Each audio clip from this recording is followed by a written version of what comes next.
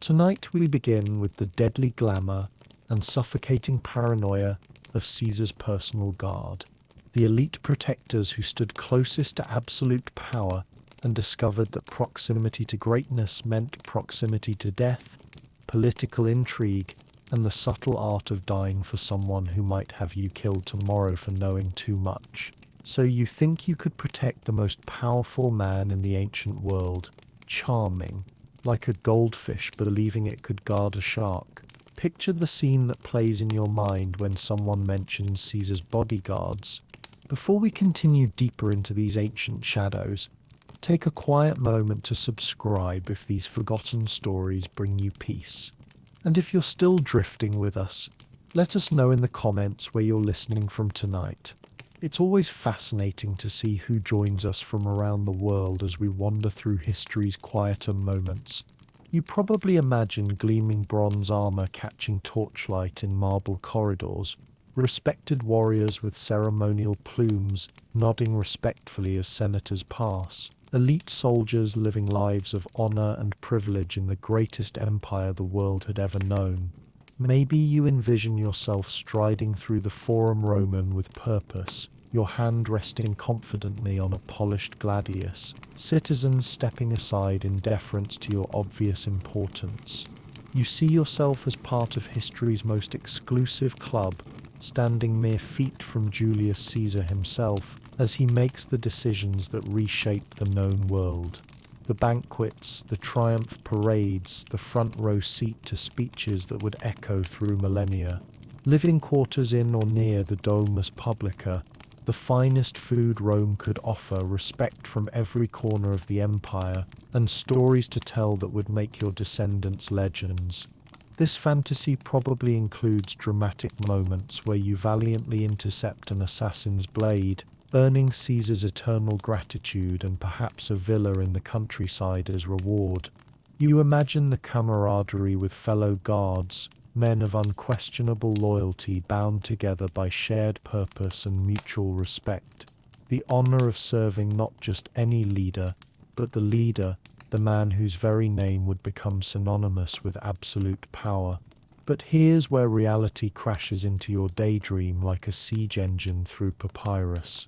Caesar's bodyguards, known as the Germani Corporis Custodes, weren't Roman citizens living lives of honor. They were Germanic tribesmen, deliberately chosen because they had no Roman political connections, no family loyalties to complicate their judgment, and most importantly, no understanding of Roman politics that might make them susceptible to bribery or conspiracy. They were, in essence, beautiful, deadly foreigners kept as living weapons. You weren't protecting a beloved leader. You were guarding the most hated man in Rome, a dictator who had crossed the Rubicon, destroyed the Republic, and accumulated so many enemies that paranoia wasn't a character flaw, it was a survival necessity. Every senator who smiled and nodded during the day spent his evenings plotting Caesar's demise. Every priest offering blessings harbored thoughts of daggers. Every citizen who cheered in public whispered curses in private. Your job wasn't heroic protection. It was constant, exhausting vigilance against an entire civilization that wanted your charge dead. The Germanic guards were chosen specifically for their foreignness. They couldn't be corrupted by Roman politics, because they barely understood Roman politics. They couldn't be bought by senators because they had no concept of Roman social hierarchies. They were loyal not out of patriotism or noble ideals, but because Caesar owned them completely. Their lives, their futures, their very existence in this strange land depended entirely on his continued breathing. You didn't volunteer for this position. You were selected, which in the Roman world was often indistinguishable from being claimed as property. The process began not with heroic deeds or demonstrations of loyalty, but with being captured, evaluated, and deemed useful enough to keep alive. Roman agents and slave traders scoured Germanic territories not looking for volunteers but for specimens. They sought men of particular physical builds, tall, broad-shouldered, intimidating in stature. Your fighting ability mattered, but so did your appearance. You needed to look like a bodyguard to project threat and competence even when standing silently in a corner. The evaluation process was clinical. Potential guards were examined like livestock, teeth inspected for health and age, scars catalogued to determine fighting experience versus carelessness, reflexes tested through sudden movements and mock attacks, intelligence assessed through simple tasks and language comprehension tests. But physical attributes were only the beginning. The selectors looked for psychological markers that suggested trainability without complete domestication. They wanted men who could think quickly in dangerous situations but wouldn't think too deeply about the moral implications of their duties. Aggression was valued, but it had to be controllable aggression, channeled and directed rather than wild and unpredictable. Most importantly, they sought men with no ties to Roman society. No Roman family to pressure you, no Roman friends to influence your decisions, no Roman gods to complicate your loyalties. You were to be Caesar's creature entirely, isolated from every influence except his will. The irony was bitter. To protect the most Roman of Romans, they chose men who were decidedly not Roman at all. Once selected, you didn't sign a contract or swear a voluntary oath. You were informed of your new reality. Your old life, whatever it had been in the forests and villages of Germania, was over. Your new life belonged entirely to Caesar, and it would continue to belong to him until he died. You died, or he decided you were no longer useful. The commitment was absolute and indefinite. Unlike regular soldiers who served specific terms or even slaves who might eventually purchase their freedom, Caesar's bodyguards existed in a strange liminal space. Not quite slaves, not quite free men, not quite soldiers, not quite servants. You were a living extension of Caesar's will, a human shield with thoughts and feelings that were largely irrelevant to your function. This wasn't a career with advancement opportunities or retirement planning. There was no pension waiting, no farm to return to, no family to reunite with. Your future was Caesar's future, and given the political climate of late Republican Rome, that future was likely to be both glorious and short. The commitment included not just your physical presence but your complete psychological availability. You were expected to be alert and ready for violence at any moment of the day or night. Caesar's schedule became your schedule. His enemies became your enemies. His paranoid suspicions became your operational reality. You were about to discover that standing close to the sun of Roman power didn't warm you. It burned everything you used to be away, leaving only the bodyguard behind. And in a world where political assassination was less a crime than a career move, that bodyguard's life expectancy was measured not in years but in the time it took for the next conspiracy to mature. The golden prison was about to close around you, and the key would be thrown away until Caesar no longer needed protection, which, spoiler alert, wouldn't end well for anyone involved. The journey from free Germanic tribesmen to Caesar's living shield didn't begin with honor or voluntary service. It began with fire, blood, and the systematic destruction of everything you'd ever called home. Roman acquisition of bodyguard candidates was less recruitment and more high-end human trafficking with imperial paperwork. Picture your final day as a free man. You're living in a village along the Rhine frontier, perhaps tending livestock or working iron. When the morning mist carries an unusual sound, the rhythmic tramp of hobnailed boots on wooden shields. Roman auxiliary scouts have been watching your settlement for weeks, cataloguing its defenses, counting its fighting-age men, and identifying potential prizes worth the effort of a raid. The Romans didn't announce themselves with trumpets and negotiations. They preferred the pre-dawn surprise, when warriors were still fumbling for weapons and mothers were clutching children to their chests. The attack was swift, professional, and utterly one-sided. These weren't regular legionaries looking for glory. These were specialized acquisition teams sent by Caesar's agents to procure very specific types of human merchandise. You might have fought bravely. You might have killed 2 or 3 Romans before they overwhelmed you. It didn't matter. What mattered was that you survived the encounter relatively intact, which immediately marked you as either exceptionally skilled or exceptionally lucky. Either quality was valuable to the Romans. The selection process began immediately after capture. Roman evaluators, men with the cold eyes of livestock dealers, walked among the prisoners with the casual efficiency of butchers examining cattle. They checked your teeth, not for health but to estimate your age. Examined your hands for calluses that indicated weapon familiarity. Measured your height against their own bodies, looking for men who could physically intimidate Roman senators, most of whom were soft aristocrats who'd never held anything heavier than a wine cup. They tested your reflexes by throwing objects at your head without warning.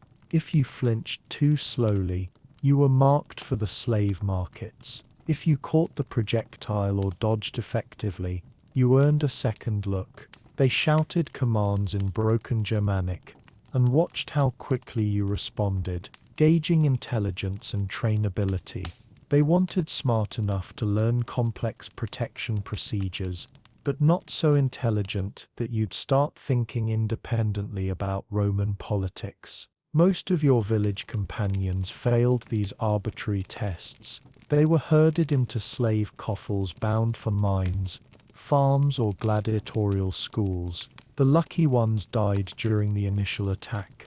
You unfortunately passed every evaluation with flying colors. The branding came next. Not with hot iron, that would leave scars that might interfere with your future aesthetic value, but with official documents that legally transformed you from Germanic tribesman into Roman state property. Your name was recorded in Latin, often badly mispronounced and misspelled, sometimes replaced entirely with something Romans found easier to say. Your age, height, distinguishing marks and estimated value were noted with bureaucratic precision. Then began the long journey to Rome, chained to other candidates in a wagon train that moved with the casual confidence of absolute power. You were fed well, damaged goods were worthless goods, but the food came with the understanding that every bite increased your debt to your new owners. Water came with lectures about Roman superiority delivered in broken Germanic by guards who clearly considered you less than human. The psychological conditioning started immediately. Roman handlers worked to break down tribal loyalties and individual identity through a combination of isolation, humiliation, and calculated kindness. They separated you from anyone who spoke your dialect, ensuring you'd have to learn Latin to communicate. They mocked your gods, your customs, your clothing, anything that connected you to your former life. But they also offered hope. Guards would casually mention the privileges of serving Caesar directly, the fine food, the comfortable quarters, the proximity to power. They painted pictures of Germanic bodyguards who'd earned Caesar's favor and been rewarded with freedom, land, even Roman citizenship. Most of these stories were fabrications, but starving, terrified prisoners aren't inclined towards skeptical analysis. The journey to Rome took months. Deliberately, by the time you saw the city's walls rising from the Italian countryside, you'd been systematically disconnected from everything that had once defined you. Your tribal tattoos seemed primitive compared to Roman architecture. Your language felt clumsy compared to Latin efficiency. Your forest gods seemed weak compared to Jupiter's temples. Upon arrival in Rome, the final evaluations began. You were housed in a facility that was part barracks, part prison, part training ground.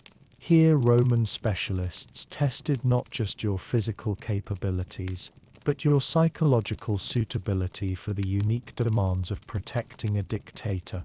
They staged mock assassination attempts to see how quickly you'd react. They offered you bribes to test your corruptibility. They subjected you to Roman political discussions to gauge whether you understood enough to be dangerous. The men who emerged from this process were no longer Germanic tribesmen. They were purpose-built instruments of protection, shaped by trauma, isolation and calculated manipulation into exactly what Caesar needed: loyal, skilled, intimidating and completely dependent on his continued existence for their own survival. You'd been transformed from a free man into something much more valuable and infinitely more dangerous.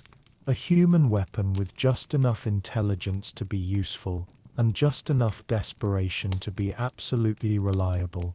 The worst part, you'd probably be grateful for the opportunity. The moment you stepped through the gates of the training compound in Rome, the last vestiges of your former self were systematically stripped away like bark from a tree.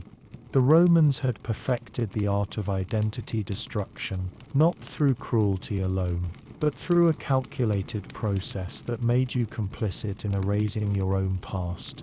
Your Germanic name, the one your mother whispered when you took your first breath, the one your father taught you to carve in runic symbols, was the first casualty.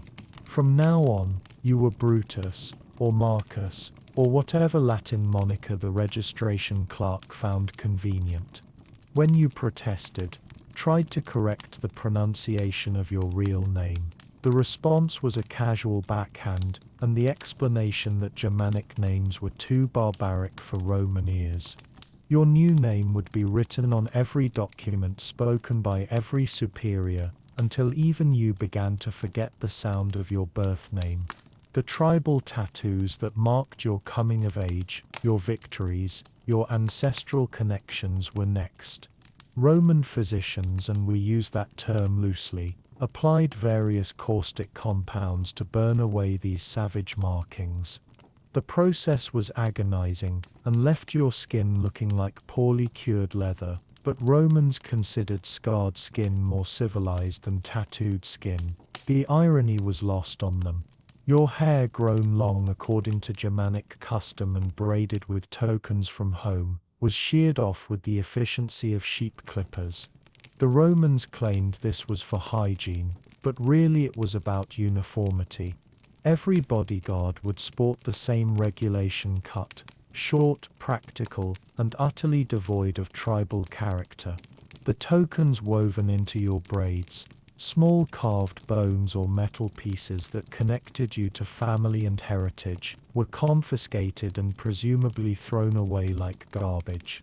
Then came the clothing transformation. Your tribal garments woven by your mother or wife, decorated with patterns that told the story of your clan, were replaced with Roman tunics. These weren't the fine garments of citizens, but a specific uniform that marked you as belonging to Caesar's household.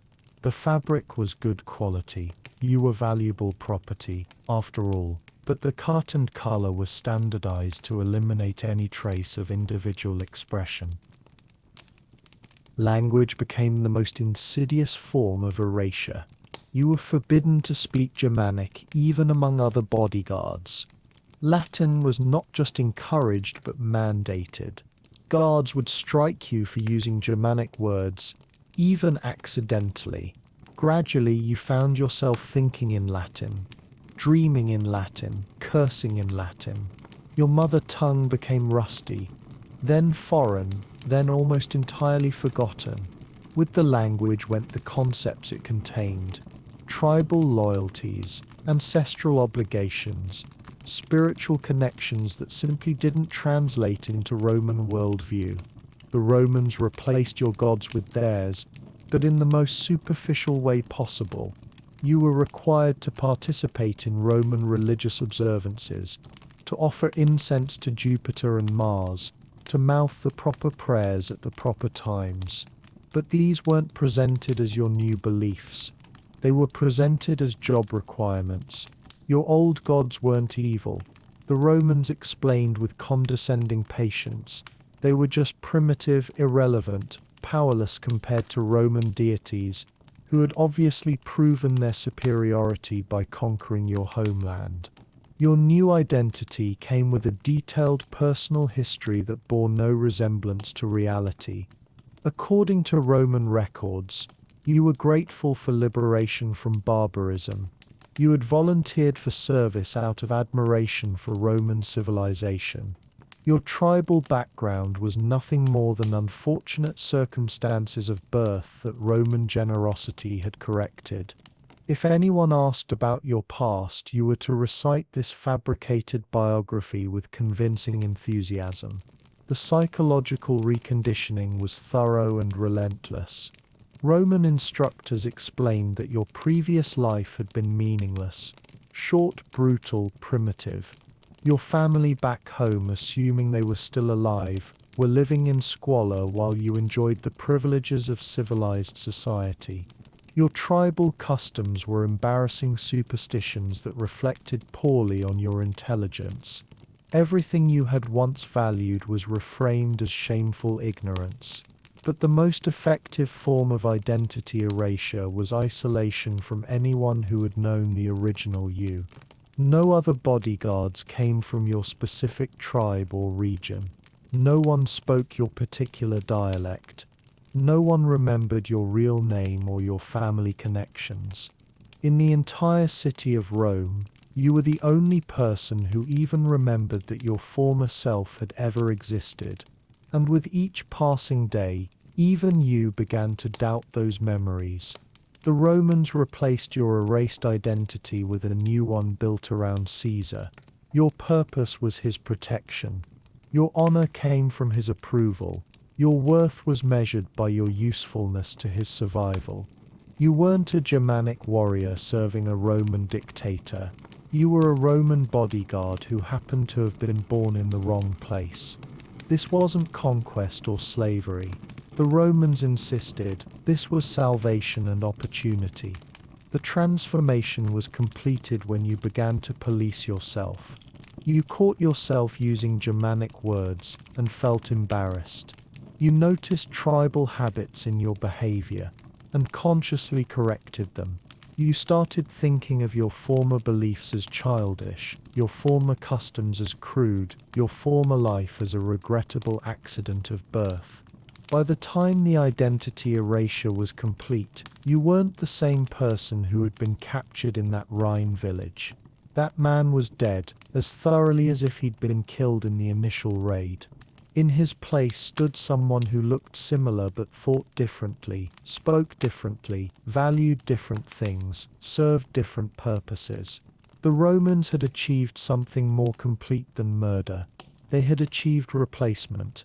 You were now ready to protect Caesar, not because you chose to, but because protecting Caesar was literally the only identity you had left.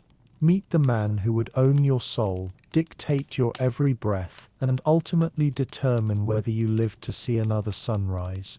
Gaius Decimus Valerius wasn't just your commanding officer. He was the chief of Caesar's personal security, a man who had transformed paranoia into an art form and suspicion into a survival strategy. If Caesar was a god among mortals, then Valerius was the high priest of that deadly religion, and you were about to become one of his most devoted acolytes. Valerius had been protecting important Romans since before you were born, starting as a common soldier and working his way up through a combination of ruthless competence and an almost supernatural ability to smell treachery from 3 rooms away. He was now in his 50s, which in the world of personal protection was practically ancient. Most men in his position died much younger, usually with knives in their backs.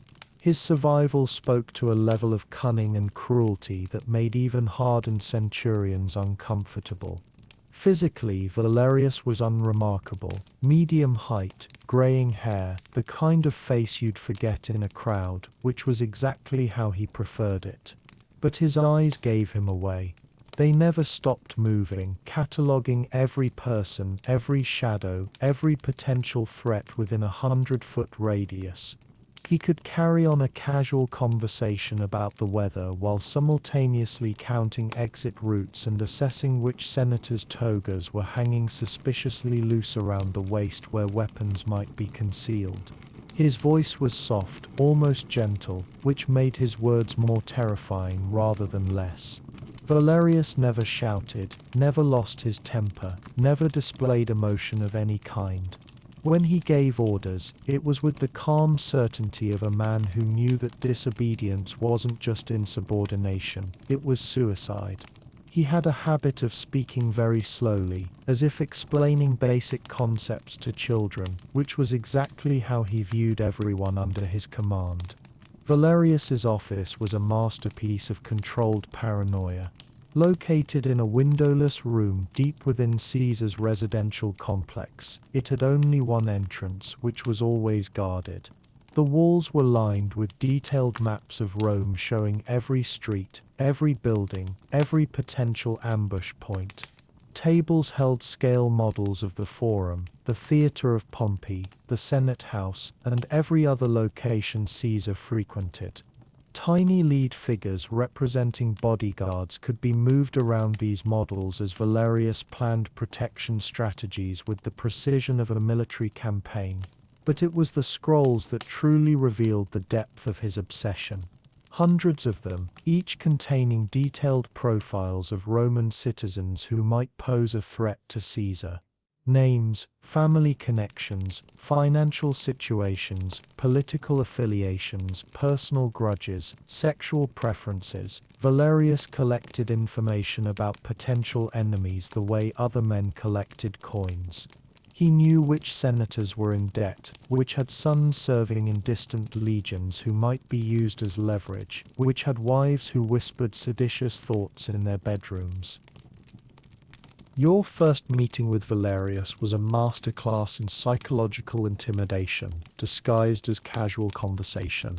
He invited you to sit, already unusual, since most Roman superiors kept subordinates standing, and offered you wine from his personal supply. This wasn't kindness, it was assessment. He wanted to see how you handled unexpected courtesy, whether you would relax your guard or remain appropriately suspicious. While you sipped the wine, wondering if it might be poisoned, Valerius casually recited your entire life story. Not the fabricated Roman version you'd been taught to repeat, but the real one. Your actual Germanic name, your father's occupation, the name of your village, the exact date it had been raided. He described your tribal coming-of-age ceremony in precise detail, including rituals that you were certain no Roman had ever witnessed. He even knew about the girl you'd planned to marry before the raiders came. The message was unmistakably clear. There were no secrets from Valerius. Your past, your thoughts, your dreams, your fears, all of it was already known, catalogued, and filed away for future use. Privacy was an illusion that he had graciously allowed you to maintain until this moment, and that he could revoke whenever it suited his purposes. Valerius explained your new reality with the patient tone of a teacher instructing a particularly slow student. You would be personally responsible for Caesar's safety during specific hours and in specific locations. Failure to protect Caesar would result in immediate execution, but that was actually the least of your worries. Failure to detect a threat in advance would result in torture designed to extract every detail about your incompetence, followed by execution. Showing insufficient enthusiasm for your duties would result in questioning about possible disloyalty, followed by torture and execution. But even success carried risks.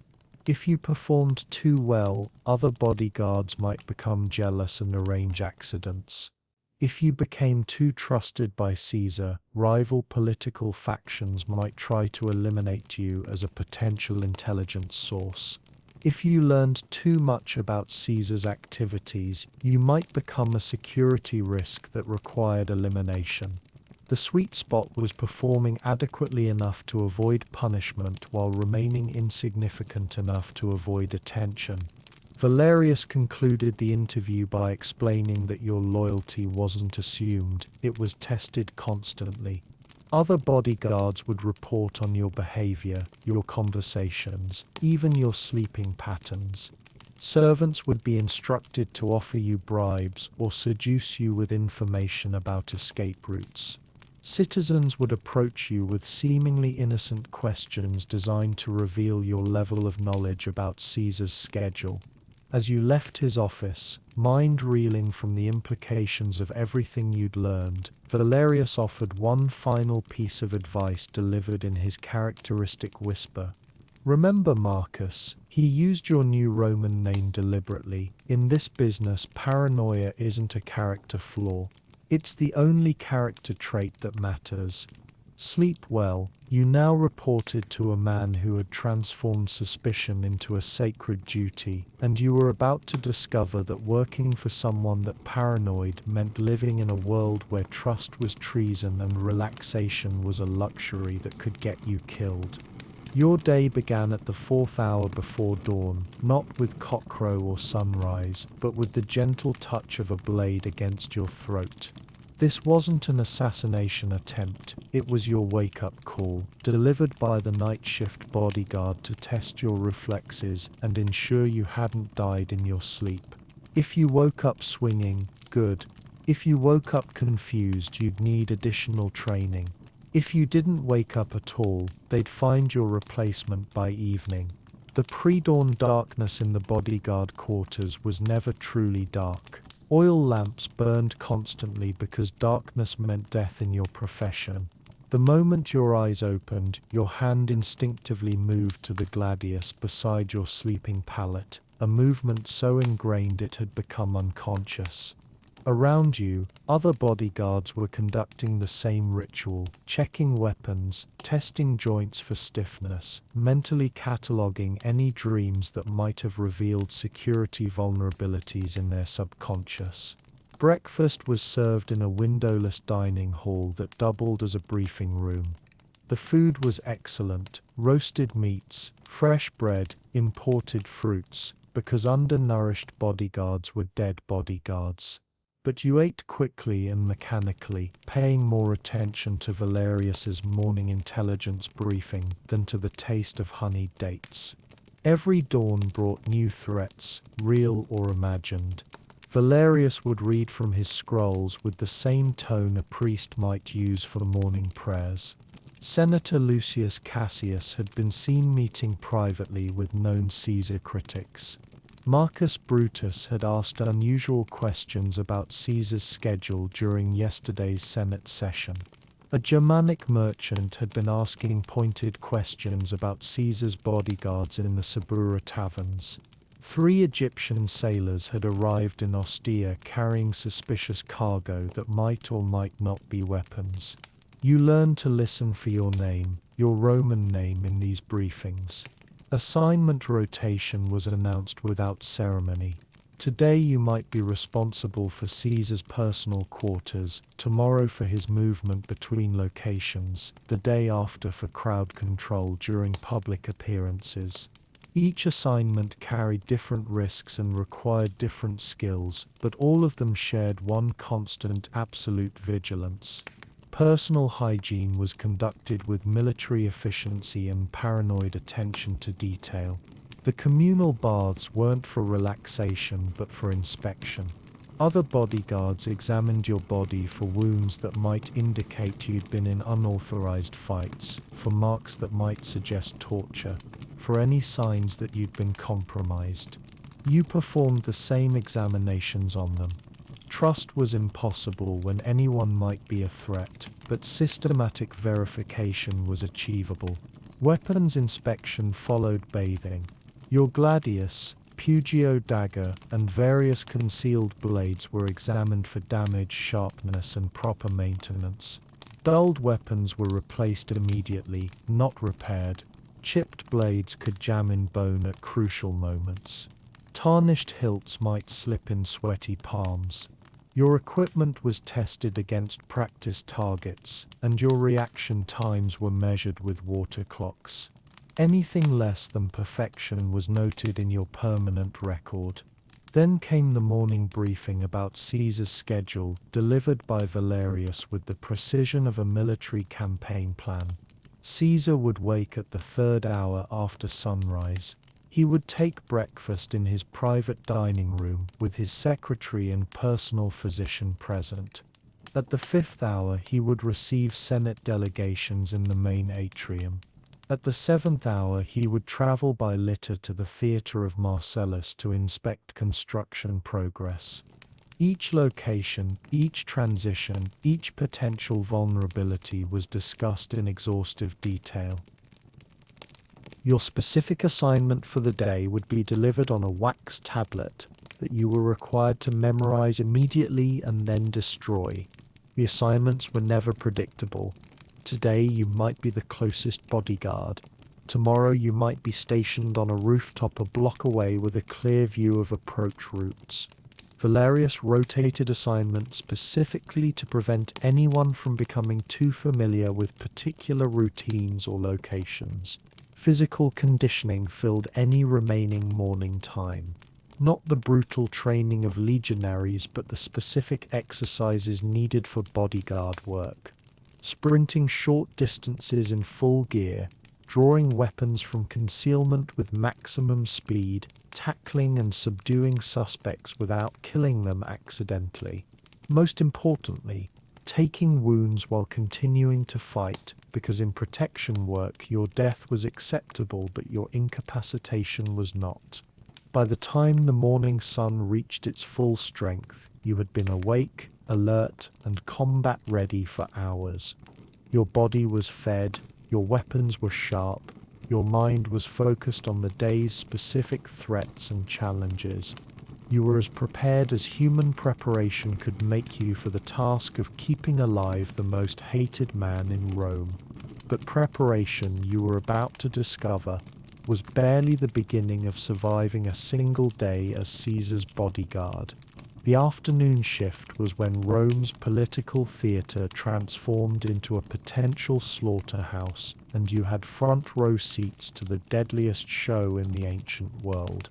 As the sun reached its zenith, Caesar emerged from his private quarters to conduct the business of ruling an empire, which meant walking through crowds of people who smiled to his face while mentally rehearsing his murder. Your position during public audiences was carefully choreographed chaos. You stood close enough to Caesar to intercept a blade thrust, but far enough away to avoid blocking his view of potential threats. Your eyes never focused on Caesar himself. That was someone else's job.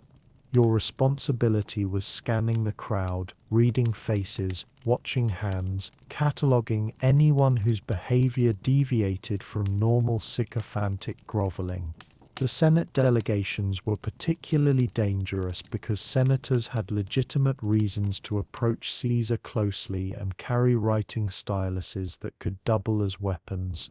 You learned to identify the subtle signs of murderous intent, pupils dilated with nervous energy, perspiration despite cool weather, hands that trembled slightly when not actively engaged, voices pitched just slightly higher than normal.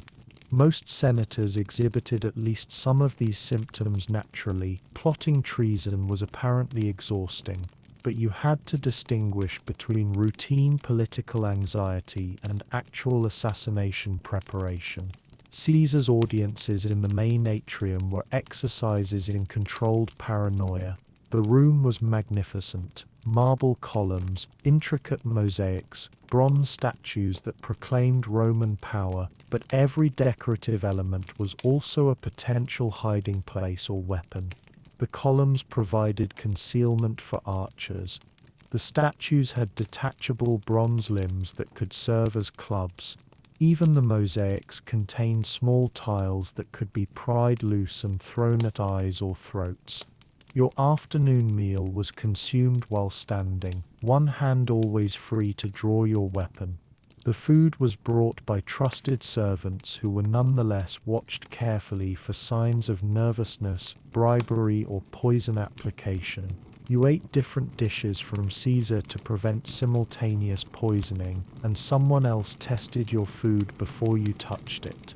Paranoia was layered like armor, with redundant systems protecting against every conceivable threat.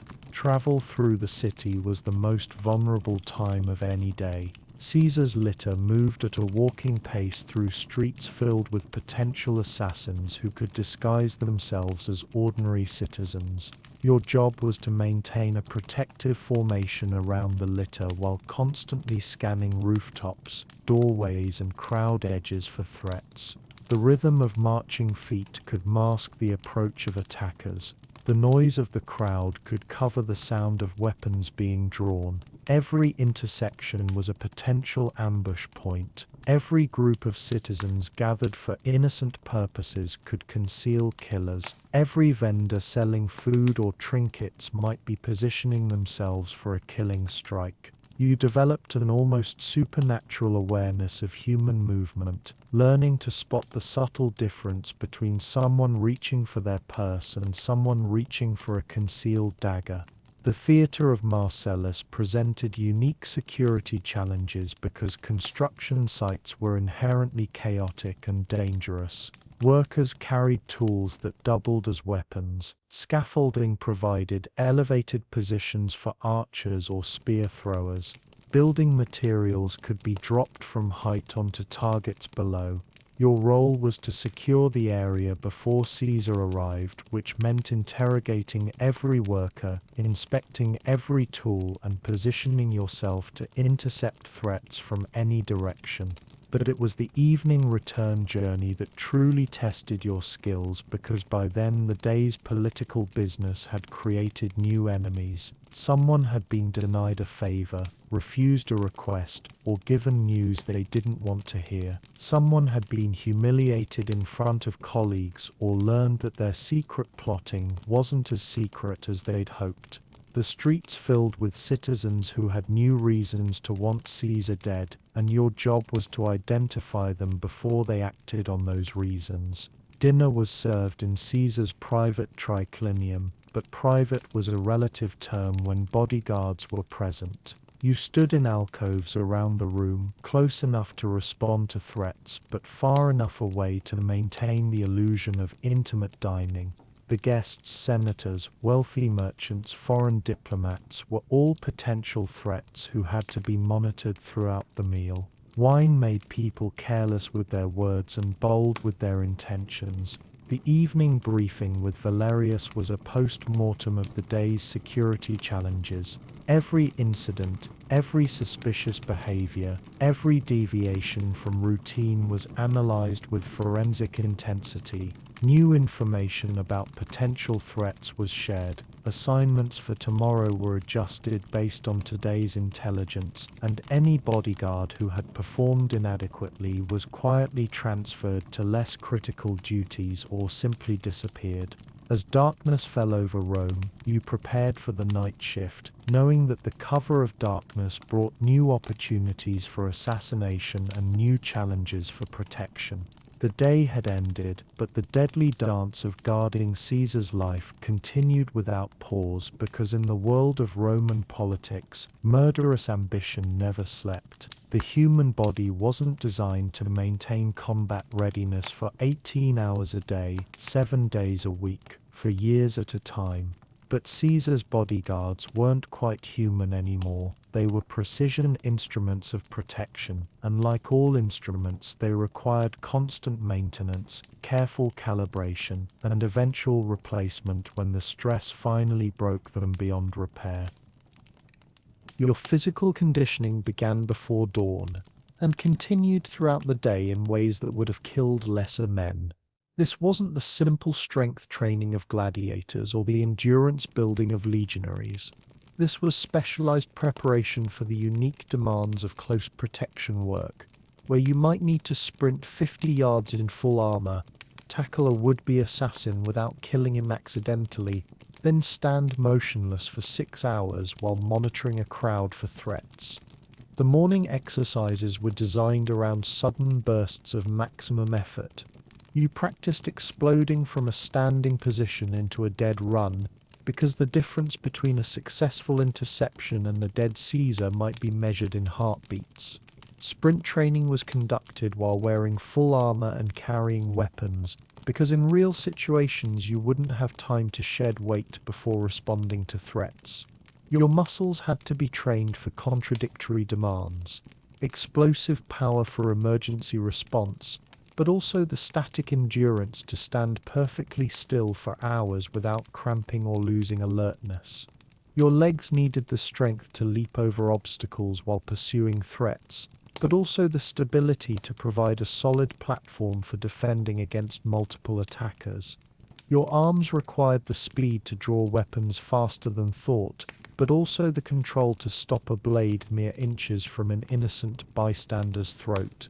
Balance training was conducted on narrow beams while wearing armor and carrying shields, because real combat rarely happened on level ground.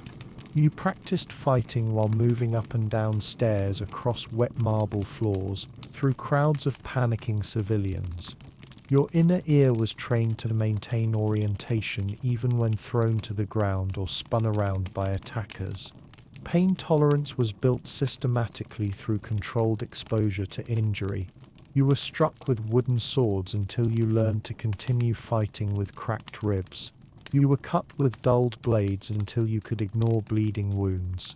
You were knocked unconscious and trained to regain alertness immediately upon waking. The goal wasn't sadism, it was preparation for the reality that protection work meant getting hurt and continuing to function. Your hands received special attention because they were your primary tools. Calluses were built up in specific patterns to prevent weapon slippage during extended combat.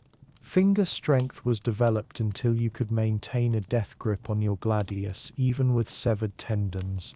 Dexterity training allowed you to draw, throw, and resheath weapons with either hand because battles don't pause for dominant hand injuries. Diet was as carefully controlled as exercise. Your meals were calculated to provide maximum energy density without digestive complications that might slow your reaction time. Certain foods were forbidden because they caused gas or stomach upset that could compromise performance. Water intake was monitored to prevent both dehydration and the bladder pressure that might distract from threat assessment. Sleep deprivation training was perhaps the cruelest aspect of your conditioning. You were deliberately kept awake for days at a time while still expected to maintain full combat effectiveness. Your body learned to function on fragmented rest, to sleep while standing, to achieve mental alertness even when physical exhaustion made your hands shake and your vision blur.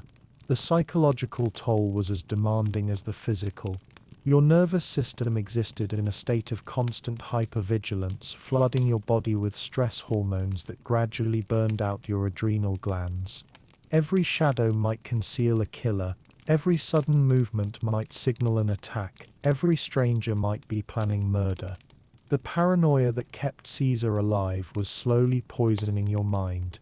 Injuries were inevitable and frequent: strained muscles from sudden explosive movements, cuts and bruises from weapons training, concussions from combat practice, broken bones from falls during chase scenarios. The medical treatment was basic but effective. Roman military medicine focused on getting soldiers back into action quickly, not on long-term health consequences. Your body aged rapidly under these conditions.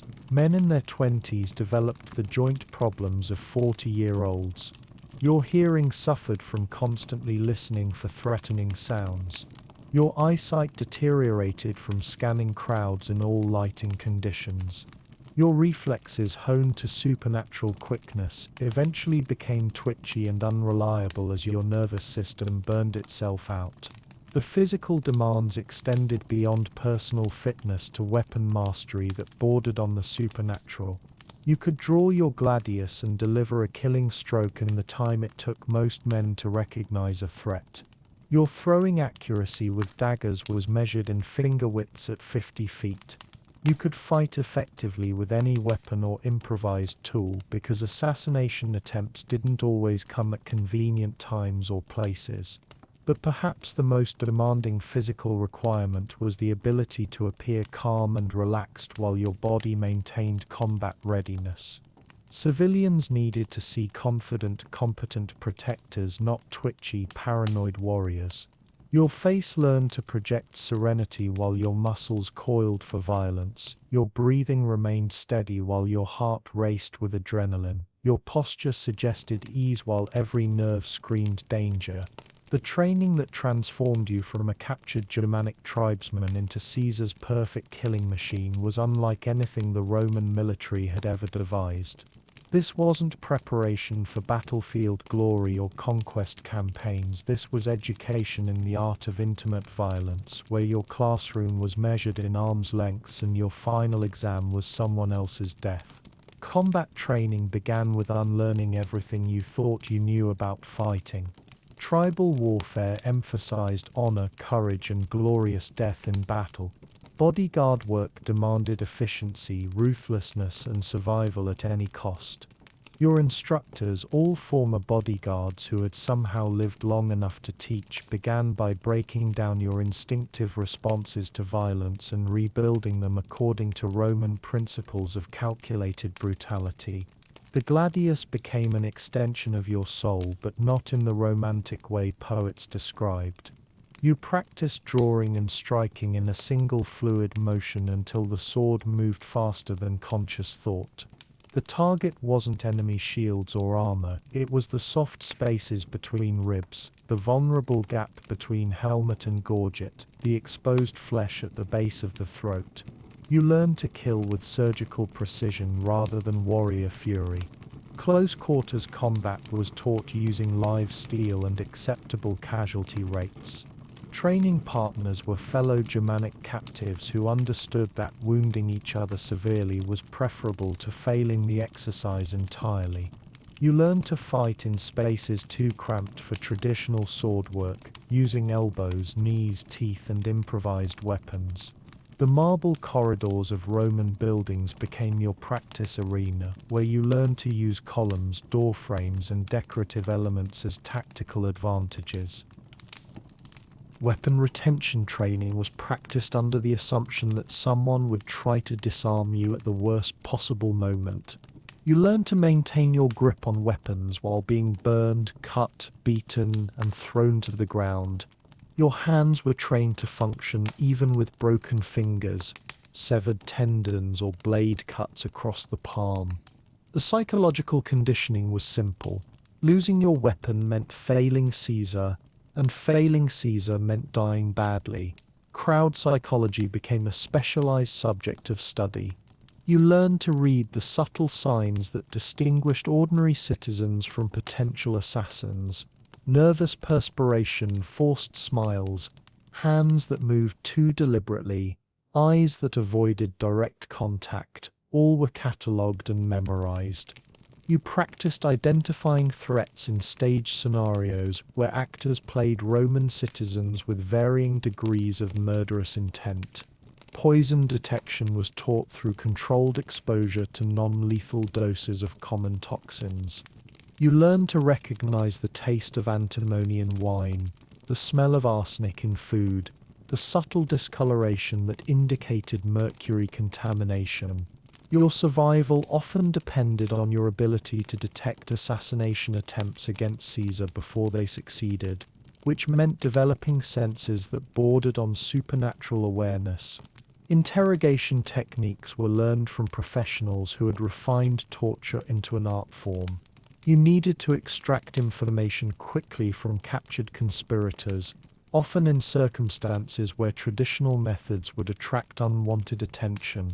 Pressure points, joint manipulation, and psychological intimidation became tools of your trade.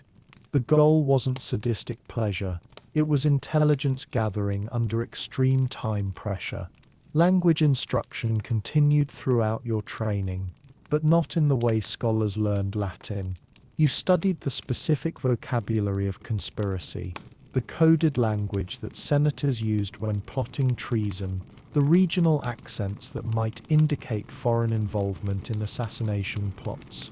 Your ears became tuned to detect dangerous conversations in crowded rooms where dozens of people spoke simultaneously. Medical training focused on battlefield medicine adapted for protection work. You learned to treat Caesar's injuries while continuing to fight off attackers, to recognize the symptoms of various poisons and their antidotes, to perform emergency surgery with whatever tools were available. More importantly, you learned to function effectively while wounded yourself, because a protected principal was worth more than a bodyguard's life. Surveillance and counter-surveillance became daily practices. You learned to follow suspects through Rome's twisting streets without being detected, to identify when you were being followed, to communicate with other bodyguards using subtle signals that looked like innocent gestures. Every skill was designed around the assumption that enemies were watching constantly and planning accordingly. Scenario training was conducted in exact replicas of locations where Caesar conducted business. Mock Senate meetings, simulated dinner parties, staged public appearances, all were used to practice responses to every conceivable threat. You learned to distinguish between genuine emergencies and false alarms, because overreacting to imagined threats could be as dangerous as failing to respond to real ones. The psychological conditioning was perhaps the most crucial element of your training. You were systematically desensitized to violence until killing became as natural as breathing. Moral qualms about ending human life were identified as weakness and eliminated through repeated exposure to necessary brutality. By the time your training was complete, you could cut a man's throat while maintaining casual conversation with someone standing nearby. Your graduation ceremony was simple. You were given live assignments protecting less important officials, where mistakes might be costly but not catastrophic. Those who survived these preliminary duties with acceptable performance records were eventually selected for Caesar's personal protection detail. Those who failed were buried quietly and replaced by the next batch of candidates. The morning started like any other. Routine threat assessments, weapons inspection, Caesar's schedule briefing, until Valerius announced that today would feature a special visit from Marcus Porcius Cato, one of Caesar's most vocal political enemies.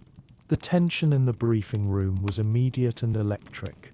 When your job was protecting Rome's most hated dictator, visits from his most dedicated opponents weren't social calls. Cato was scheduled to meet Caesar in the main atrium at the 6th hour to discuss matters of mutual concern, which in Roman political language meant either genuine negotiation or elaborate murder theater. Your assignment was perimeter security, positioned near the eastern colonnade with clear sight lines to the meeting area but far enough away to avoid eavesdropping on sensitive political discussions. The morning preparation took on an edge of barely controlled panic. Extra bodyguards were positioned throughout the complex. Servants were questioned more thoroughly than usual. Every piece of furniture in the atrium was inspected for concealed weapons. Every decorative urn was checked for hidden assassins. Every statue was examined to ensure no one had replaced marble limbs with bronze weapons. Cato arrived precisely on time, which itself was suspicious. Punctuality in Roman politics usually indicated either extreme courtesy or careful planning. He came with the minimum entourage required by protocol: 2 scribes, a personal secretary, and 1 bodyguard. But as he entered the atrium, every instinct you'd developed screamed danger. His breathing was slightly elevated for a man who'd been sitting in a litter. His eyes moved too systematically, cataloging defensive positions with military precision. The meeting began cordially enough. Caesar and Cato exchanged formal pleasantries while you monitored the bodyguard assigned to protect Cato. He was older, experienced, with the relaxed confidence of a veteran who had seen everything. But his position was wrong, too close to Caesar, too far from Cato, angled to move towards Caesar rather than defend his own principle. You caught Valerius's eye across the room and used the hand signal for possible threat assessment needed. He nodded almost imperceptibly and began moving closer to the meeting area, maintaining the casual demeanor of someone adjusting his position for better acoustics. The conversation between Caesar and Cato grew more heated, which was expected. They were discussing land redistribution policies that neither man could compromise on without betraying their fundamental political principles. But their voices provided cover for subtle movement, and you noticed Cato's bodyguard shifting his weight in a way that suggested preparation for sudden action. The attack, when it came, was beautifully coordinated and almost successful. Cato suddenly stumbled forward as if overcome by emotion, forcing Caesar to step closer to catch him. In that moment of distraction, Cato's bodyguard moved with trained precision, drawing a concealed stiletto and lunging towards Caesar's exposed flank. Your response was automatic, driven by months of training that had replaced conscious thought with programmed reflex. You were moving before you consciously recognized the threat, covering the 15 feet between your position and Caesar in 3 explosive strides. Your gladius cleared its sheath as your left shoulder collided with the assassin's chest, driving him backward and disrupting his attack angle. The stiletto blade passed inches from Caesar's ribs, close enough to cut through the fabric of his toga, but not quite reaching flesh. Your return stroke caught the assassin in the throat, opening his windpipe and dropping him to the marble floor where he bled out in seconds. The entire engagement lasted less than 10 heartbeats. Cato's reaction was either genuine shock or masterful acting. He stumbled backward, apparently horrified by the violence that had erupted around him. His remaining entourage seemed equally surprised. But then again, successful conspiracies required expendable operatives who didn't know they were expendable until the moment they died. The aftermath was swift and brutal. Cato and his scribes were detained for questioning, while Valerius's specialists searched their possessions and examined their travel routes. The dead bodyguard's background was investigated with forensic intensity. His family connections, his financial records, his recent conversations, his known associates. Caesar himself displayed the cold composure that made him terrifying to his enemies. He examined the assassin's weapon with academic interest, complimented you on your response time, and calmly continued the meeting, as if attempted murder was a minor interruption to political discourse. His ability to compartmentalize violence and continue functioning normally was perhaps more disturbing than the attack itself. Your reward for saving Caesar's life was a brief nod of acknowledgement and assignment to the most dangerous shift rotation, the assumption being that success proved your competence, and competence meant you could handle greater risks. In the world of personal protection, heroism was rewarded with increased chances of dying horribly. The investigation revealed that Cato had been genuinely unaware of his bodyguard's true intentions.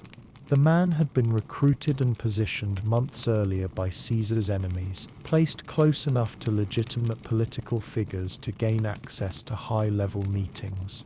His death ended the immediate threat, but confirmed what everyone already knew. The next attempt was already being planned by people who had learned from this failure. If you thought the primary threat to your survival was Caesar's political enemies, you were adorably naive. The most dangerous people in your daily existence weren't the senators plotting in shadowy corners, or the foreign agents lurking in Roman taverns. They were your fellow bodyguards, the servants who brought your food, and the very people who claimed to share your mission of keeping Caesar alive. Jealousy among bodyguards was as toxic as any poison, and twice as deadly. Your successful interception of the assassination attempt had marked you as competent, which immediately made you a threat to colleagues who preferred being the most trusted or capable guards in Caesar's service. Roman culture thrived on competition. But when the competitors carried weapons and had been trained to kill silently, office politics became a blood sport. Marcus Flavius, a Germanic bodyguard who had served Caesar for 3 years, began subtly undermining your assignments within days of your heroic moment. He would position himself between you and Caesar during public appearances, forcing you into less advantageous protective positions. He started conversations with other guards that stopped abruptly when you approached. Most dangerously, he began questioning your loyalty in casual conversations with Valerius, suggesting that your quick reflexes might indicate prior knowledge of the attack. The servant network within Caesar's household operated like a shadow intelligence service, and their loyalty was for sale to the highest bidder. Cook slaves could poison your food while preparing Caesar safely. Cleaning slaves could plant evidence of treason in your quarters. Body slaves could report fabricated conversations that suggested disloyalty or incompetence. Your life depended on people who earned in a month what a single senator might spend on wine for dinner. Gaius Antonius, Caesar's personal cupbearer, controlled access to all beverages and had intimate knowledge of Caesar's daily routines. He could ensure that your water contained substances that would slow your reflexes during critical moments, or he could simply report to enemies when Caesar would be most vulnerable. His position made him invaluable to Caesar's survival, which also made him invaluable to Caesar's enemies. The administrative staff who managed Caesar's schedule possessed information that could facilitate successful assassinations. Lucius Scriptor, Caesar's appointment secretary, knew in advance every meeting, every location change, every deviation from routine. He could provide conspirators with perfect timing for attacks, then express shock and surprise when those attacks succeeded. His access to information made him powerful, and powerful people in Rome always had prices. Medical personnel presented unique threats because their duties required them to touch Caesar's body and administer substances that could heal or kill depending on dosage. Marcus Medicus, Caesar's personal physician, had legitimate reasons to give Caesar drinks, apply ointments, and recommend dietary changes. If he were compromised, he could murder Caesar while appearing to treat a minor ailment, and the death would appear natural until long after escape was possible. Even the guards responsible for protecting you were potential threats. Night watch assignments meant extended periods alone with colleagues who might have received better offers from competing political factions. Aulus Nocturnos, who often drew the midnight shift, had gambling debts that made him susceptible to bribery. His job was to watch for external threats, but his financial situation made him an internal threat that required constant monitoring.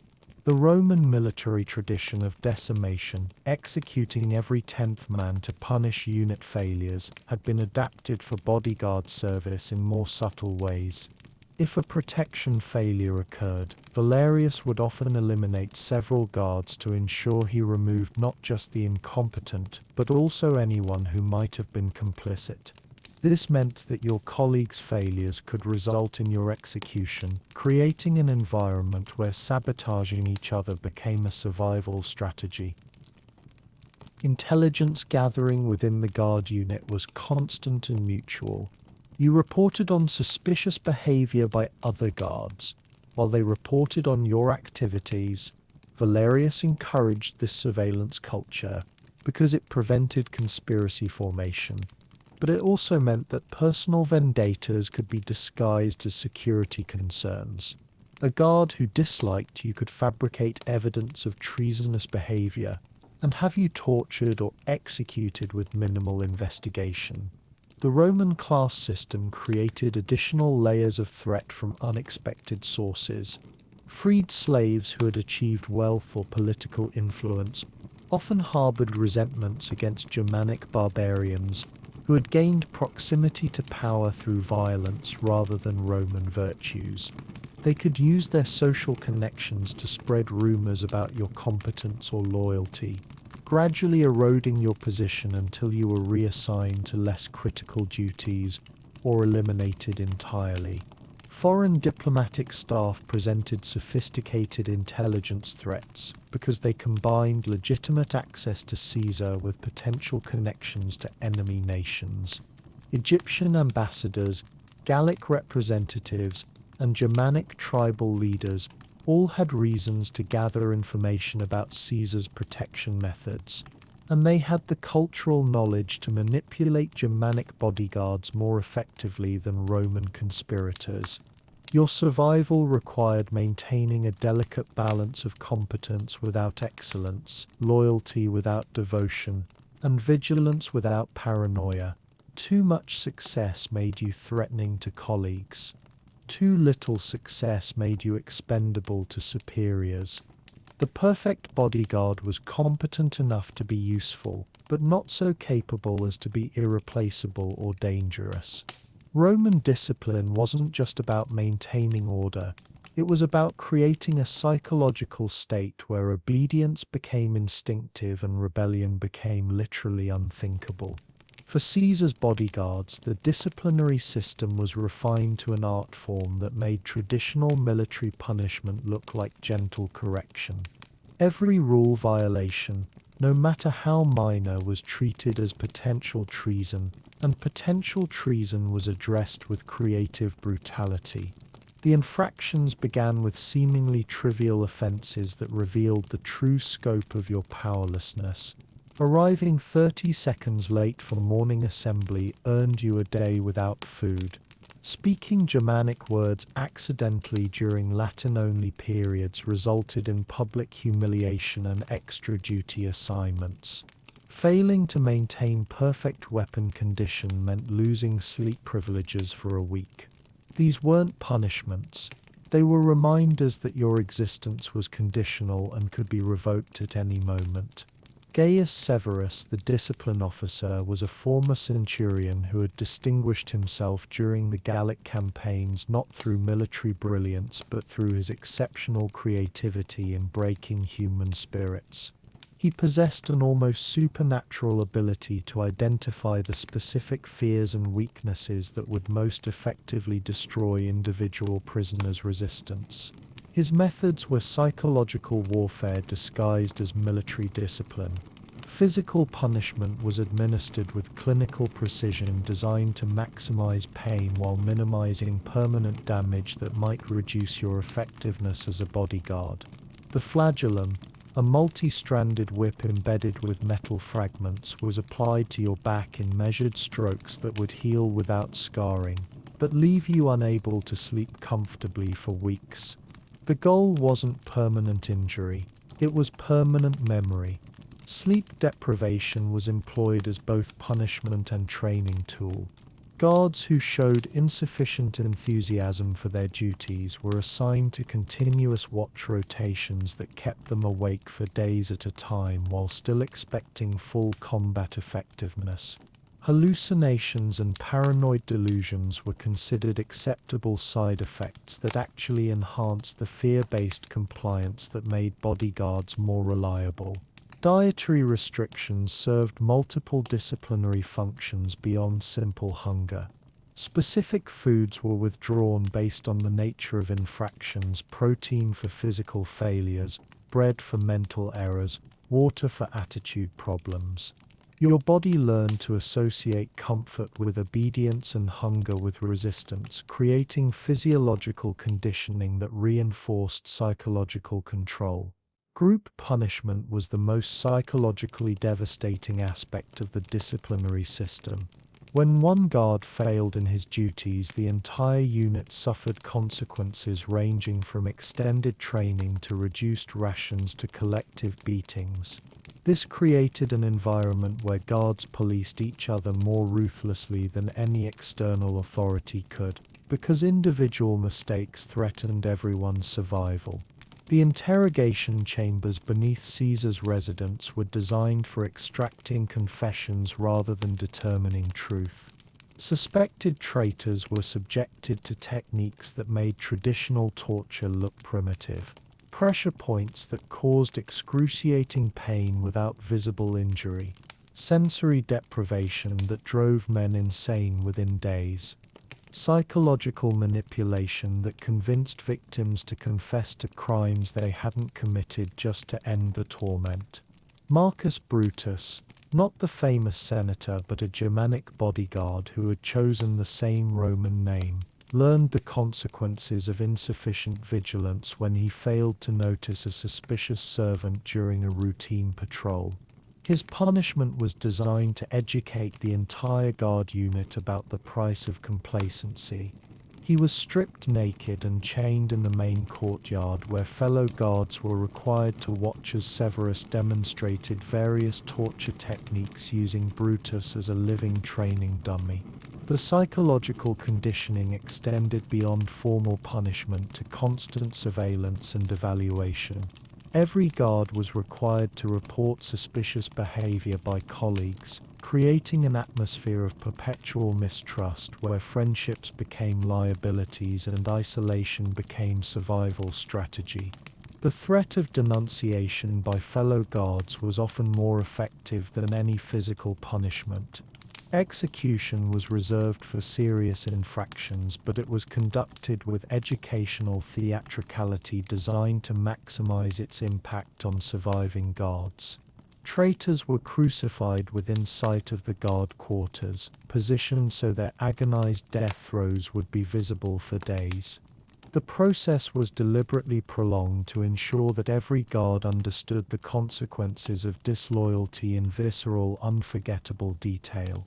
Financial punishment complemented physical discipline through the systematic destruction of any economic security guards might accumulate. Infractions resulted in confiscation of personal possessions, reduction of already minimal pay, or assignment of debts that would take years to repay. Economic desperation ensured that guards remained completely dependent on Caesar's goodwill for survival.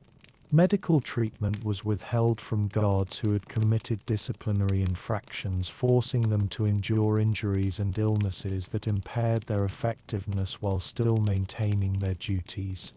This created additional motivation for absolute compliance, since the consequences of punishment could cascade into further punishment for reduced performance. The brilliance of the system was its unpredictability. Punishments were sometimes delayed for weeks, creating constant anxiety about when retribution would arrive. Sometimes minor infractions received severe punishment while serious mistakes were overlooked, preventing guards from developing accurate risk assessments that might enable calculated rebellion.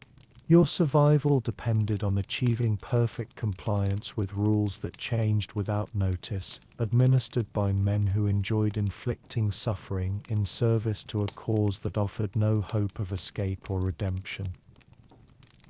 Your quarters were located in what Romans proudly called the finest accommodations in the empire, which meant you lived better than most citizens while remaining as trapped as any slave. The bodyguard barracks occupied a wing of Caesar's residential complex that had been designed by architects who understood that comfortable prisoners were more reliable than desperate ones, but prisoners nonetheless. The building itself was a masterpiece of functional luxury, marble floors that stayed cool in summer heat, but turned ice cold during winter months. High ceilings decorated with frescoes depicting Germanic tribal scenes, a touch of psychological manipulation designed to remind you of home, while emphasizing how far you'd traveled from it. Windows that provided excellent natural lighting during the day, but were barred with decorative ironwork that looked elegant while preventing escape.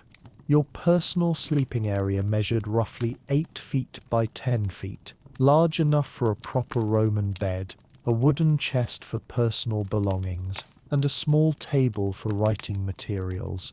The bed was genuinely comfortable. Stuffed mattress, quality linens, wool blankets that kept you warm without being heavy enough to interfere with quick rising for emergency responses. Luxury accommodations with one crucial limitation: the door could only be locked from the outside. The common areas were designed to encourage camaraderie while preventing conspiracy. The main dining hall featured long tables where guards ate excellent food prepared by Caesar's kitchen staff, but conversation was monitored by rotational duty assignments that ensured someone was always listening and reporting. The recreational room contained dice games, reading materials, and musical instruments, but all activities were supervised and subject to sudden termination if discussions became too political or nostalgic. Bathing facilities were communal and mandatory, which served multiple purposes beyond hygiene. Daily inspection of each other's bodies revealed injuries that might indicate unauthorized fighting, torture that might suggest enemy contact, or marks that could identify secret meetings. The baths also reinforced the hierarchy: hot water and quality soaps for guards in good standing, lukewarm water and harsh lye soap for those under disciplinary review. Privacy was a carefully managed illusion. Your personal quarters felt private until you discovered the listening holes concealed behind decorative wall panels. Your chest could be locked, but Valerius possessed master keys and conducted random searches for contraband, correspondence, or anything that might indicate divided loyalty. Even your dreams weren't private. Guards suffering from nightmares were required to report their content since subconscious fears might reveal security vulnerabilities. The laundry system ensured that your clothing was always clean and properly maintained, but it also provided opportunities for surveillance. Personal items were searched while being cleaned. Clothing was examined for hidden messages or foreign materials. Even the frequency with which you changed clothes was noted and analyzed for patterns that might indicate secret activities. Food service was simultaneously a privilege and a form of control. Meals were excellent: fresh bread, quality meats, imported fruits, fine wines diluted to prevent intoxication. But dietary restrictions could be imposed as punishment, and meal timing was used to control your daily schedule. Missing a meal because of duty assignments meant going hungry, since food was only served at designated times in designated locations. Medical care was available from Caesar's personal physicians, which meant access to the finest health care in the Roman world. Injuries were treated promptly and effectively to maintain your combat readiness. Illnesses were addressed with medications imported from throughout the empire, but medical examinations also served intelligence purposes. Physicians reported on your physical condition, emotional state, and any suspicious symptoms that might indicate poisoning, torture, or stress. Recreational privileges were extensive but carefully monitored. You could read scrolls from Caesar's library, but reading materials were selected to avoid political content that might inspire seditious thoughts. You could play musical instruments, but songs in Germanic languages were forbidden. You could exercise in the training courtyard, but physical conditioning was supervised to prevent development of skills that might facilitate escape attempts. Personal relationships among guards were discouraged through systematic rotation of quarters, duty assignments, and recreational activities. Friendships were identified as potential security risks because emotional bonds might create loyalties that competed with dedication to Caesar. Guards who became too close were separated or transferred to different duties until their relationship cooled to professional distance. Letter writing was permitted but heavily regulated. All correspondence was read by censors before being sent and after being received. Family members could write to you, but their letters were often months old by the time they reached you, and your responses were edited to remove any information that might compromise security. The illusion of contact with your former life was maintained while ensuring that the contact remained meaningless. Temperature control was another subtle form of management. Your quarters could be made uncomfortably hot or cold by adjusting braziers and ventilation systems. Sleep quality could be disrupted through environmental manipulation that left no obvious evidence of deliberate interference. Comfort became a reward for good behavior, discomfort a punishment for infractions. The overall effect was luxurious imprisonment that made rebellion seem ungrateful and escape seem impossible. You lived better than most Romans while remaining completely powerless to control any aspect of your existence. The financial arrangements of Caesar's bodyguards existed in a carefully constructed limbo between slavery and employment, where you received compensation that looked generous on parchment, but remained completely worthless in practice. Your economic status was designed to create the illusion of prosperity while ensuring absolute dependence on Caesar's continued goodwill and breathing. Your official salary was recorded as 400 denarii per year plus room, board and equipment allowances, a sum that would have made you wealthy by the standards of ordinary Roman citizens. For comparison, a legionary earned roughly 300 denarii annually, and skilled artisans rarely exceeded 200. On paper, you were among the financial elite of the empire, a Germanic barbarian who had achieved economic success that most Romans could only dream of. But the reality was more complex and far more sinister.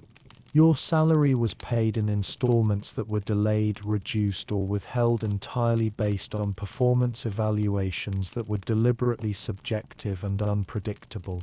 A single mistake during protection duties could result in months of unpaid service. Infractions that displeased Valerius meant automatic salary reductions that were never clearly explained or consistently applied. The room and board allowances were calculated at inflated rates that bore no relationship to actual costs.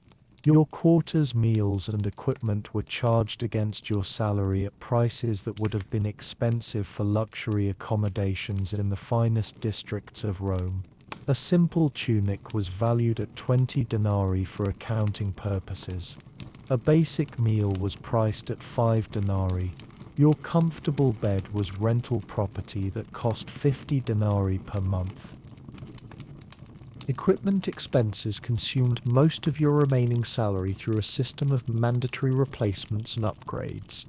Weapons required constant maintenance and periodic replacement, charged at premium rates because of their specialized nature. Armor needed adjustments and repairs that were performed by Caesar's personal weaponsmiths at costs that reflected their exclusive services.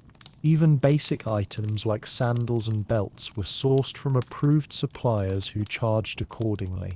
Medical expenses were deducted from your salary despite being described as benefits of your position.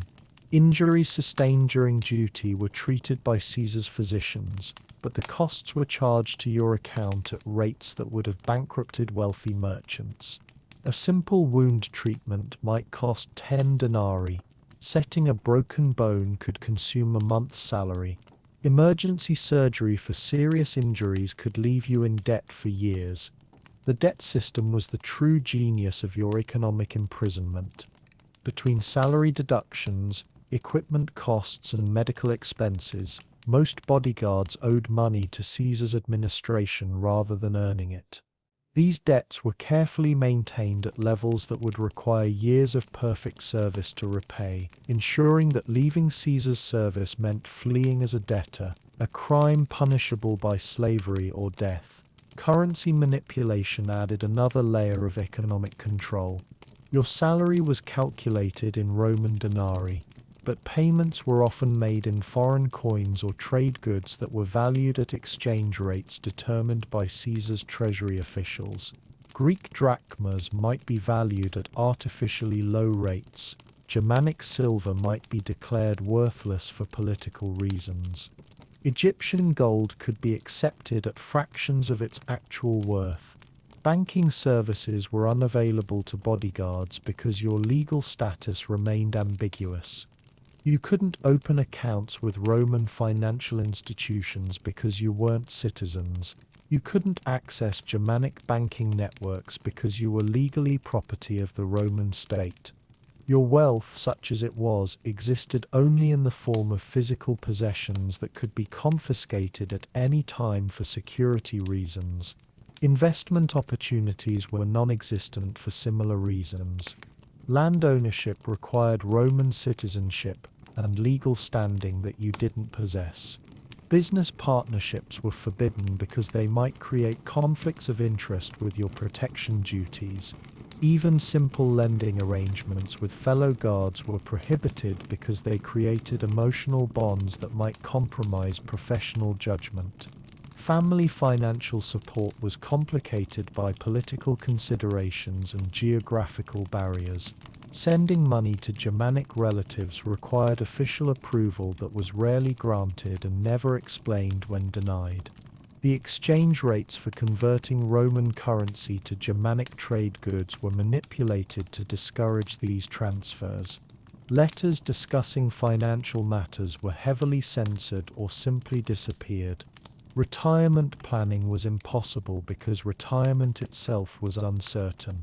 Guards who completed their service successfully might receive modest bonuses, but there were no guaranteed pensions or land grants. Most bodyguards either died in service or were discharged for reasons that voided any financial benefits they might have earned. Planning for the future was discouraged as a distraction from present duties. Black market activities offered the only avenue for accumulating real wealth, but they carried risks that made execution seem preferable to discovery. Guards occasionally traded information, sold access to restricted areas, or provided services to wealthy Romans who valued discretion. These activities were punishable by torture and death, but they represented the only escape from systematic economic exploitation. The psychological impact of this financial prison was profound and deliberate. You were constantly reminded that your comfortable lifestyle depended entirely on Caesar's favor and could be revoked instantly. Economic anxiety became another tool of control, ensuring that thoughts of rebellion were overwhelmed by fears of destitution and debt slavery. Your true value wasn't measured in denarii. It was calculated in terms of Caesar's continued survival, and that value was considered priceless by people who treated your economic well-being as completely expendable. To understand why your job was impossible, you needed to comprehend the sheer scale of hatred that Caesar had cultivated throughout the Roman world. You weren't protecting a beloved leader from a few malcontents, you were guarding the most despised man in the Mediterranean, surrounded by enemies who had excellent reasons for wanting him brutally murdered and the intelligence to make those desires reality. The senators represented the most immediate and sophisticated threat because they combined murderous intent with intimate access to Caesar's daily routines. Marcus Junius Brutus, Gaius Cassius Longinus, and their co-conspirators weren't random assassins. They were educated aristocrats who understood Roman law, possessed detailed knowledge of Caesar's habits, and had legitimate reasons to be present during vulnerable moments. They met in private homes, communicated through coded messages, and recruited supporters with the patience of experienced politicians planning a complex legislative campaign. Their motivations went beyond simple political disagreement. Caesar had destroyed the Roman Republic that had made their families wealthy and powerful for centuries. His dictatorship threatened the traditional privileges of the senatorial class, replacing hereditary authority with autocratic caprice. Every land redistribution program took property from noble families. Every appointment of Caesar's cronies displaced aristocrats who considered those positions their birthright. Their hatred was personal, financial, and existential. The displaced military commanders represented a different category of threat because they possessed the tactical knowledge and loyal troops necessary for military solutions to political problems. Pompey Magnus had been Caesar's rival before becoming his enemy, and his supporters had neither forgotten their defeat nor forgiven their humiliation. These men understood siege warfare, assassination techniques, and the logistics of coordinating complex attacks against heavily defended targets. Their networks extended throughout the Roman military establishment, including officers who had served under Caesar but harbored private grievances about promotions denied, spoils withheld, or comrades sacrificed for Caesar's ambitions. A praetor who felt undervalued could provide intelligence about Caesar's security procedures. A tribune whose brother had died in Gaul might recruit Germanic auxiliaries with grudges against Roman authority. Military professionalism created loyalty, but it also created detailed knowledge of how to overcome that loyalty. Foreign kings and tribal leaders had geopolitical reasons for wanting Caesar eliminated that transcended Roman domestic politics. Egyptian Queen Cleopatra might have been Caesar's lover, but Egyptian nobles who resented foreign domination could easily be recruited for assassination plots. Gallic chieftains who had submitted to Rome after devastating defeats retained bitter memories and dreams of revenge that could be activated with proper encouragement and resources. The Germanic tribes from which you had been stolen represented perhaps the most personal threat to your psychological stability. Your former kinsmen weren't simply enemies of Rome, they were enemies of the specific Romans who had destroyed their villages, enslaved their people, and turned their warriors into bodyguards for their oppressors.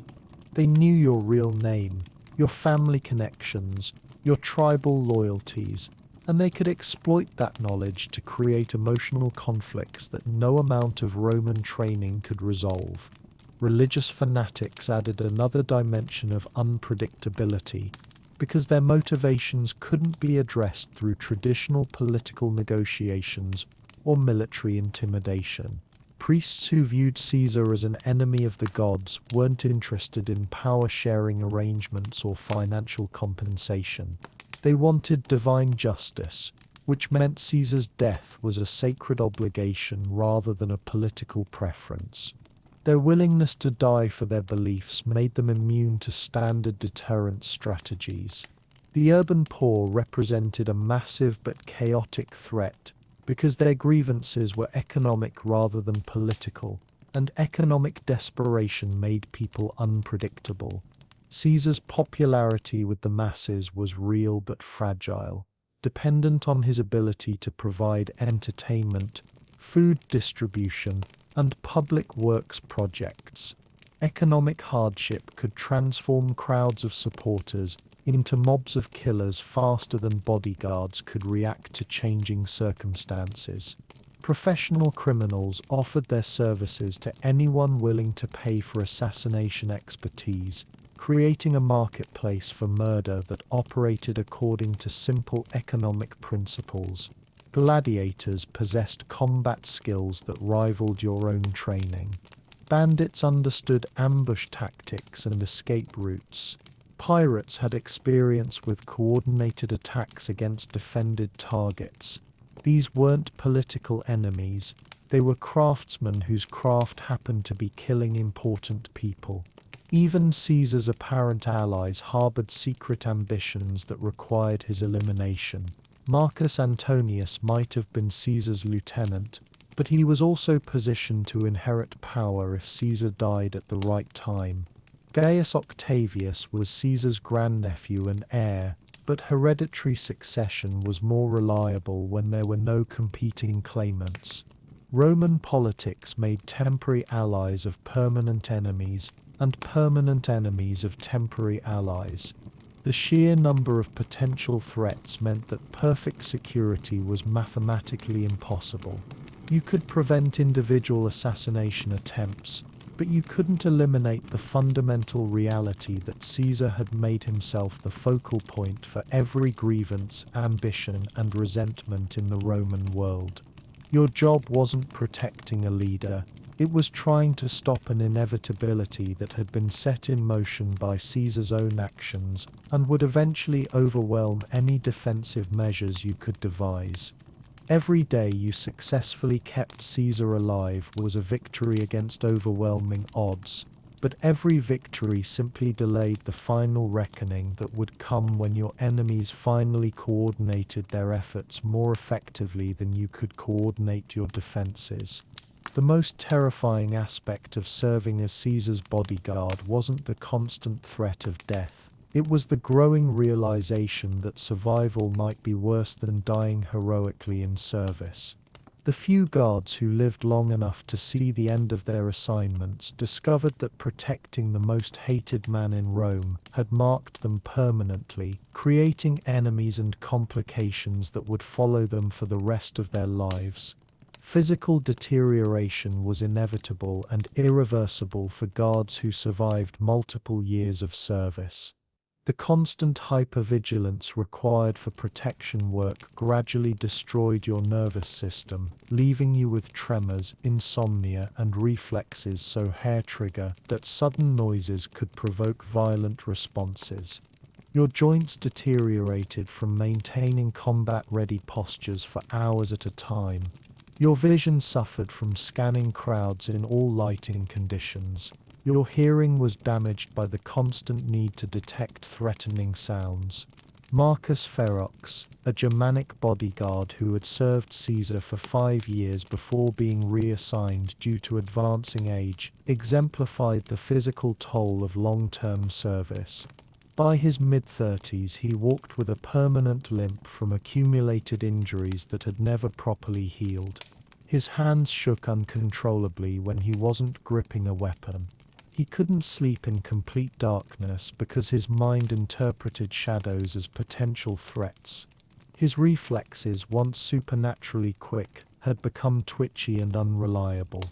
Mental health consequences were even more devastating because Roman society had no understanding of what modern medicine would recognize as post-traumatic stress disorder.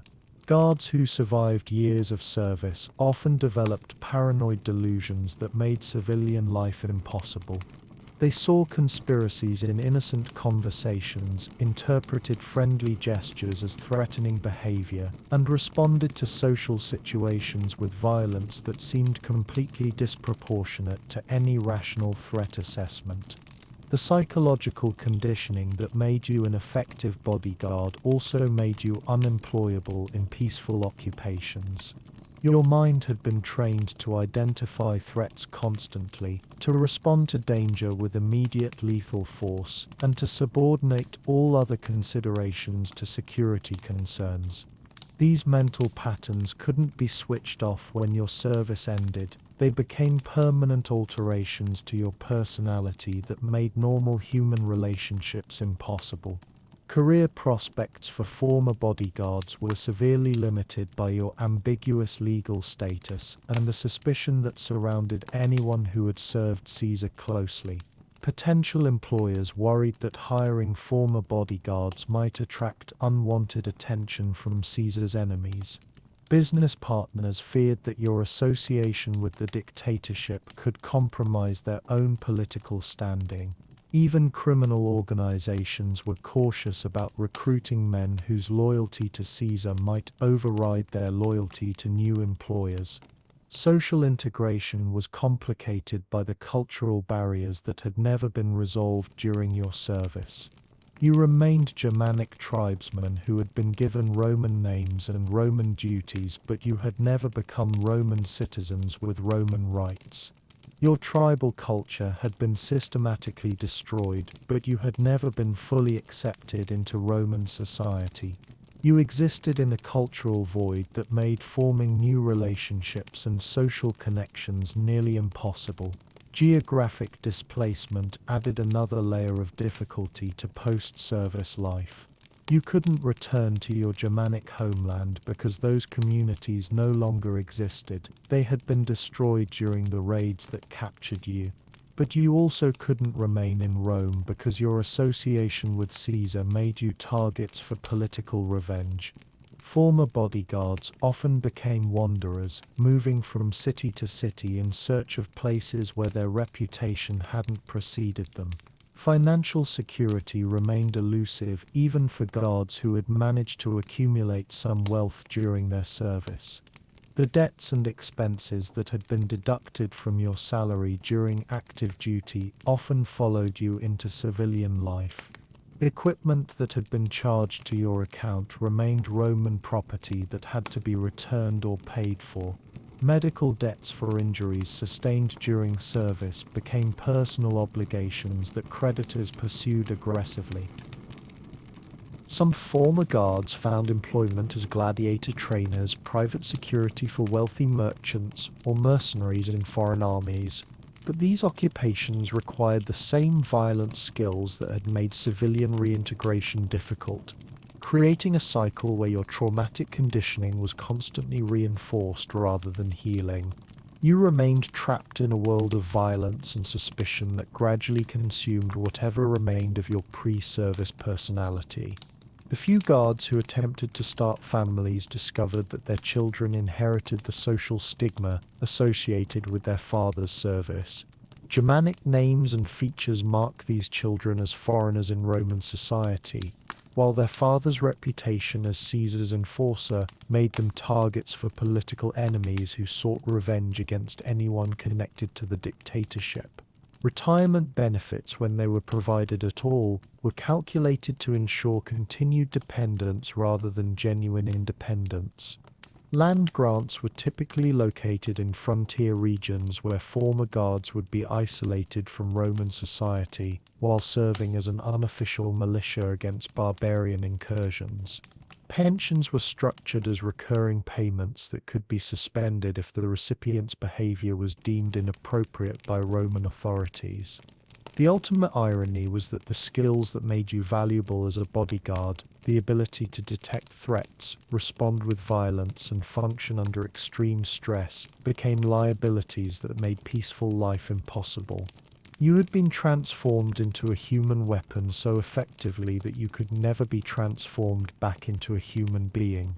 Most former bodyguards died young from violence, addiction, or suicide, unable to find purpose or peace in a world that no longer required their specialized talents, but would never forgive them for having possessed those talents in service to a tyrant.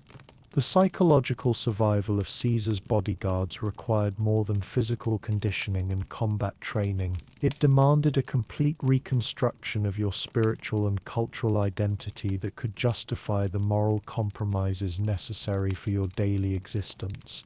The Romans understood that men couldn't function effectively as living weapons without believing that their violence served some higher purpose, so they provided you with carefully crafted belief systems that made collaboration feel like honor. Roman religious practices were imposed not as genuine spiritual conversion, but as performance requirements that gradually became internalized beliefs. You were required to participate in daily offerings to Mars, the god of war, and Jupiter, the king of the gods who had supposedly blessed Caesar's rise to power. These weren't optional spiritual exercises, they were mandatory demonstrations of loyalty that were monitored and reported by fellow guards. The rituals themselves were designed to reinforce your role as Caesar's protector. Morning prayers specifically requested divine assistance in detecting threats and strength to respond with appropriate violence. Evening offerings thanked the gods for Caesar's continued survival and your own successful completion of another day's service. The constant repetition of these practices gradually convinced you that the gods themselves approved of your duties and would punish you for failing to perform them adequately. Mythology was adapted to support your psychological conditioning through stories that portrayed bodyguards as heroic figures blessed by divine favor. Roman priests told tales of Germanic warriors who had been chosen by the gods to serve great leaders, emphasizing that your capture and enslavement weren't misfortunes but divine appointments to higher purposes. Your suffering was reframed as testing that proved your worthiness for sacred duties. The cult of Caesar himself was promoted among bodyguards as a form of personal religion that transcended traditional Roman polytheism. You were taught that Caesar wasn't simply a political leader, but a divine figure whose survival was essential for cosmic balance. Protecting Caesar became a religious obligation that superseded tribal loyalties, family connections, or personal moral qualms about violence and oppression. Germanic traditions were selectively incorporated into this religious framework in ways that made Roman service seem compatible with tribal honor codes. Roman scholars identified superficial similarities between Germanic warrior traditions and Roman military virtues, arguing that serving Caesar represented the highest expression of Germanic martial culture. Your ancestors' values weren't rejected, they were reinterpreted to support Roman objectives. Ancestor worship was redirected towards Caesar's lineage and the Roman state rather than your own family connections. You were taught to revere the deified Julius Caesar as a spiritual ancestor whose blood ran through the veins of his successors. Roman heroes replaced tribal heroes in your personal pantheon, with stories of their deeds providing moral guidance for your own behavior. The concept of fate was used to justify your circumstances and eliminate hope of escape or redemption. Roman philosophers explained that your capture, training, and service were predetermined by divine will that couldn't be resisted or changed. Accepting your role as Caesar's bodyguard wasn't surrender, it was wisdom that aligned your personal will with cosmic necessity. Stoic philosophy was taught as a practical tool for managing the psychological stress of your duties. You learned to view emotions as weaknesses that compromised professional effectiveness, pain as temporary experiences that didn't affect your essential nature, and death as a natural transition that shouldn't be feared or avoided. These teachings helped you function during traumatic experiences but also isolated you from normal human emotional responses. Brotherhood among guards was cultivated as a sacred bond that replaced family and tribal connections. The shared experience of protecting Caesar created a warrior cult that provided meaning and identity for men who had been stripped of their original cultural foundations. This artificial brotherhood was designed to be more compelling than natural family relationships because it was based on mutual dependence for survival. Honor codes were carefully defined to ensure that honorable behavior aligned with Roman interests rather than Germanic traditions or universal moral principles. Honor meant loyalty to Caesar above all other considerations. Honor meant willingness to kill without hesitation when duty required it. Honor meant accepting orders without question or moral evaluation. Traditional concepts of honor that might conflict with these definitions were systematically discredited. Ritual scarification marked significant milestones in your service and created physical symbols of your spiritual transformation. Successful completion of training, first kill in Caesar's defense, and annual service anniversaries were commemorated with ceremonial cuts that healed into permanent reminders of your dedication. These scars served as both rewards and identification marks that made escape and reintegration impossible. The afterlife was promised as a reward for faithful service, but only if you died in the performance of your duties. Germanic beliefs about warrior heaven were merged with Roman concepts of heroic immortality to create a mythology where dying for Caesar guaranteed eternal glory. This spiritual incentive made death in service seem preferable to survival, with dishonor or failure. Sacred oaths were administered using Germanic ritual elements that made the commitment feel authentic and personally meaningful, while binding you to Roman objectives. You swore by gods from both cultures, using traditional Germanic phrases translated into Latin, creating ceremonies that felt familiar while serving foreign purposes. The overall effect was a syncretic belief system that provided psychological comfort and moral justification for behaviors that would have been unthinkable under your original cultural framework. You weren't a captured slave forced to commit violence. You were a chosen warrior fulfilling divine destiny through sacred service to a God-blessed leader. When the inevitable finally happened on the Ides of March, 44 BCE, the failure wasn't yours. It was systemic, built into the very nature of trying to protect a man who had made himself the target of an entire civilization's rage. Caesar's assassination by 23 senators in the theater of Pompey represented not just the murder of a dictator, but the complete vindication of everyone who had warned that your job was impossible from the beginning. The Germanic bodyguards weren't present during Caesar's final moments, which saved your lives but destroyed your purpose simultaneously. Caesar had dismissed his personal protection detail that morning, either through overconfidence, fatalistic acceptance of his fate, or perhaps a subconscious desire to finally escape the prison of paranoia that had defined his later years. Your absence during his death became both your salvation and your damnation. The immediate aftermath was chaos that revealed how completely your entire existence had been dependent on one man's survival. Within hours of Caesar's death, the bodyguard unit was disbanded, its members scattered to prevent them from becoming rallying points for revenge or focal points for political manipulation. The careful system of control that had defined your daily life collapsed instantly, leaving you free but completely unprepared for freedom. Some guards attempted to avenge Caesar's death by hunting down his assassins, but they discovered that their specialized skills were useless against political opponents who commanded armies and enjoyed popular support. Marcus Flavius tracked down and killed Gaius Cassius's nephew in a tavern brawl, but instead of striking a blow for justice, he simply made himself a fugitive who was eventually captured and crucified as a common criminal. Others tried to offer their services to Caesar's political heirs, but Marcus Antonius and Gaius Octavius had their own security arrangements and viewed Caesar's former bodyguards as reminders of failure rather than assets worth preserving. The new leaders wanted to distance themselves from the paranoid security measures that had characterized Caesar's final years, at least publicly.